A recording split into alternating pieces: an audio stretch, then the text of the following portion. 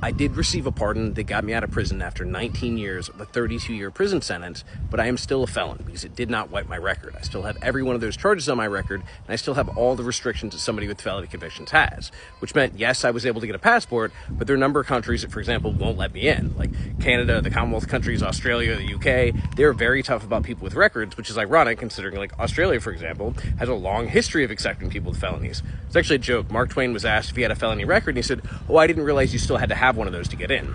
But the point being that I have those limitations, and one of those limitations is that I am not able to own a firearm. Now, interestingly, in Virginia, there is a process to restore that right, and federally there actually is as well. So the ATF has previously been tasked with that, but they basically have never done it. It's something that hadn't been a priority. Under this administration, apparently, that is one of the things they're doing. They're looking at how the ATF can go about restoring someone's federal firearm right. Now, I don't know what that's going to look like. It's not a priority for me. If I could have all my rights back, I would. But again, it's not something I'm actively pursuing. Now, when I was looking at going in the military, before I ripped my arm off, for that is probably not a possibility anymore, I was looking at what it would take to get those firearms rights restored, because that would have been one of the requirements for me to be able to enter the military, because I have to be able to use a firearm.